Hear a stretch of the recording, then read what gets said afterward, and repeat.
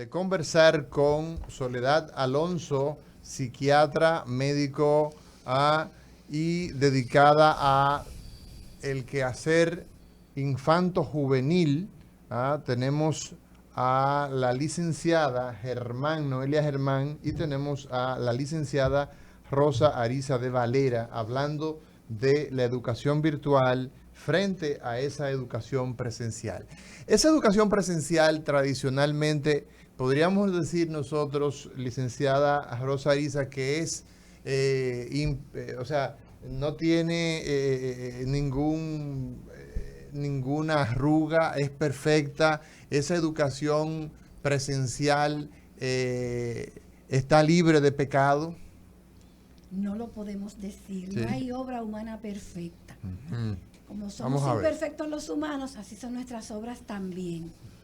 Esa educación presencial tiene muchas bondades, tantas que nosotros los que estamos aquí sentados somos producto de ella y somos personas socialmente aceptadas, que eso es lo que finalmente se persigue en la educación.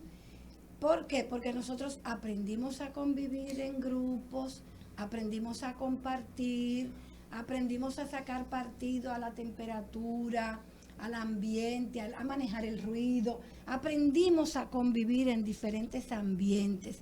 Hacemos del ecosistema un espacio a nuestro dominio, que la educación virtual lo impide. Y no lo impide porque sí, sino porque esas condiciones no se dan. Sí tiene desperfectos que son los que tenemos los humanos. Ahorita decía Noelia, la condición del maestro.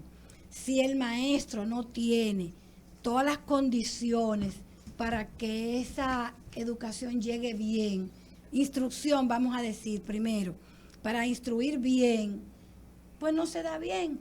Y si el maestro no está educado, tampoco va a transmitir una buena educación. Claro. Pero también ahí interviene el currículum. Si Sí. tenemos un currículum defectuoso, así va a salir. O sea que va a depender de todos los factores de calidad que inciden en la educación. De tal manera que no es perfecta. Tiene No es impoluta. No, tiene sus arrugas porque interviene el ambiente, el currículum y el maestro. Entonces, si esas tres cosas están chuequitas, como de hecho lo están, Así es. sale chuequita. Así es. Y Bien. uno de los problemas, Mire, por ejemplo, doctora, a propósito, perdón, Sí. que satanizaron yo soy muy de Twitter, y satanizaron al diputado que dijo todas las cosas del día de Duarte, que fueron como fuera de sitio.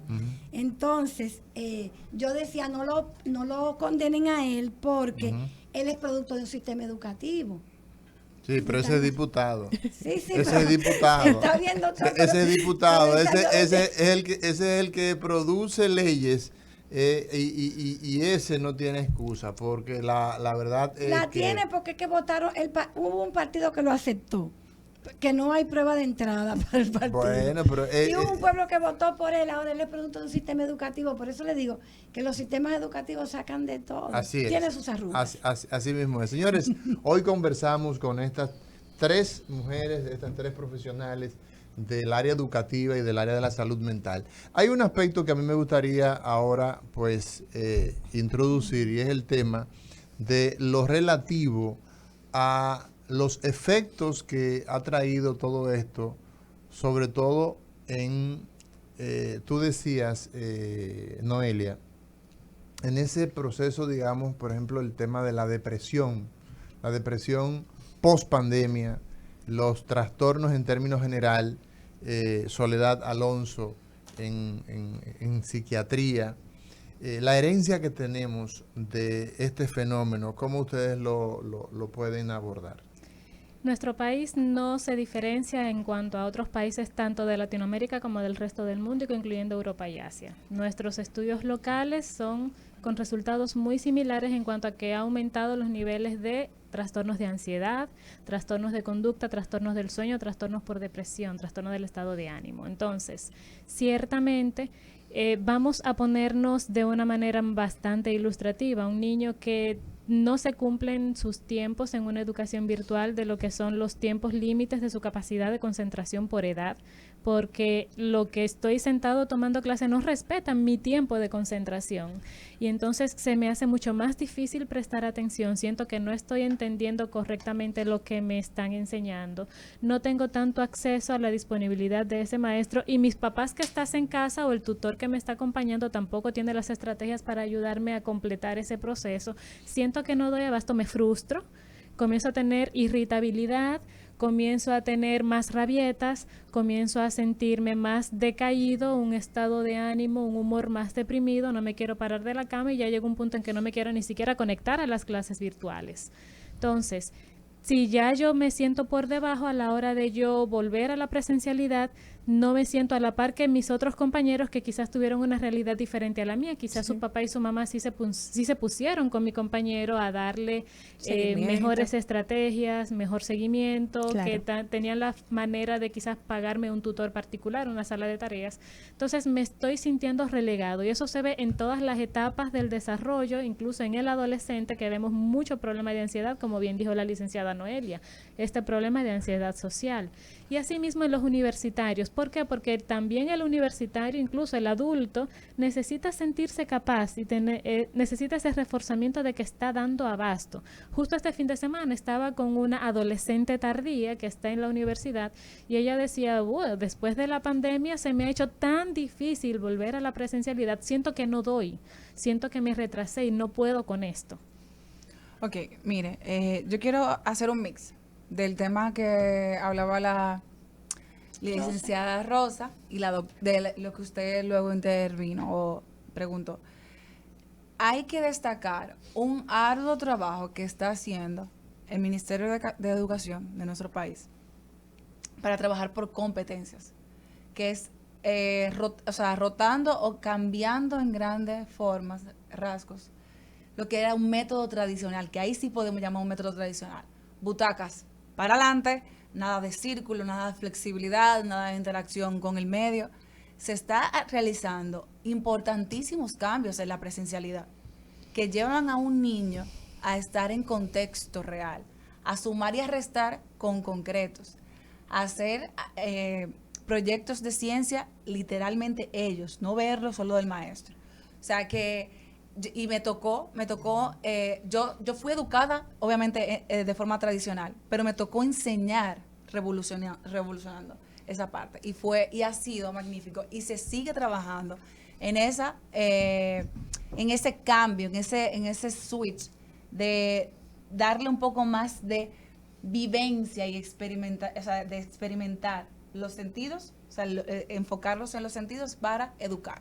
Ahora, doctor, con el tema que usted abordaba de la ansiedad, yo entiendo que evidentemente uno de los factores que incrementó esta afectación de las emociones fue el paro inmediato de mi vida en una pandemia.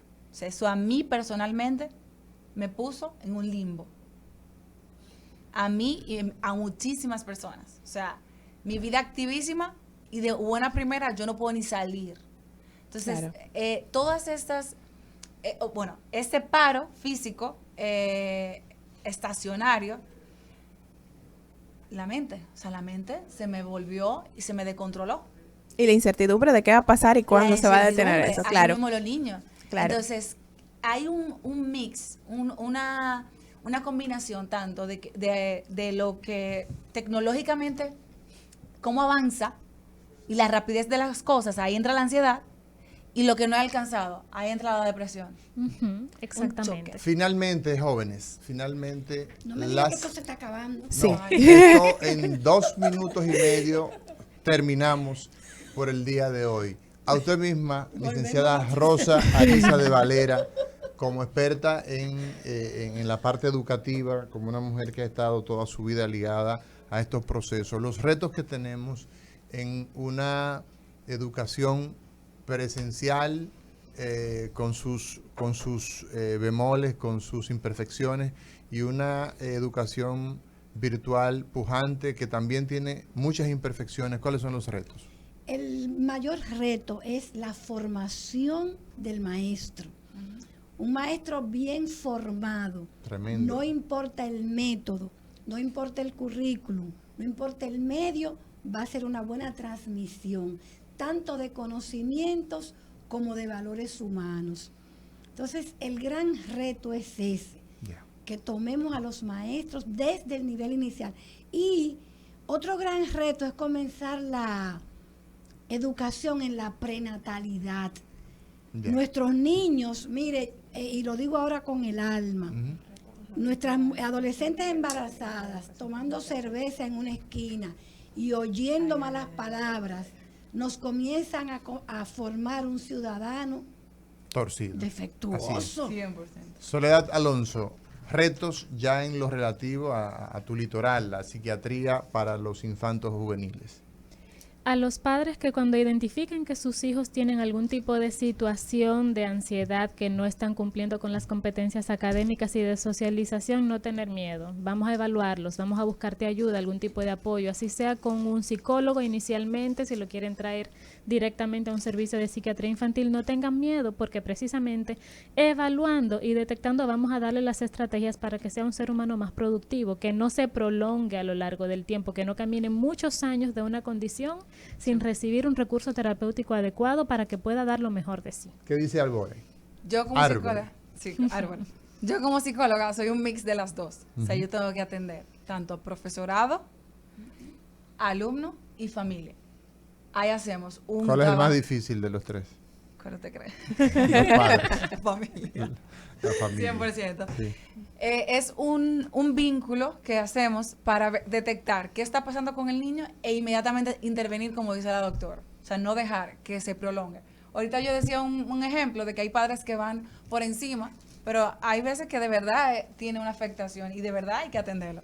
O sea, es estar atentos, tanto papá y mamá, conscientes, como profesionales. Bueno, agradecerles a Excelente. ustedes la gentileza de estar en Cátedra Médica. Aquí la salud merece respeto, y recordarle a todas las personas que nos han escuchado en este programa de hoy, lunes, de los catedráticos, que la licenciada Noelia Germán la encontramos en Árbol, Centro Psicopedagógico, la doctora Soledad Alonso en Consultorios en Manuel, y la licenciada Rosarisa de Valera en el Centro Educativo a Siglo XXI. Señores, mañana será otro día. Gracias por estar con nosotros. Gracias. Del corazón. Gracias, gracias del alma.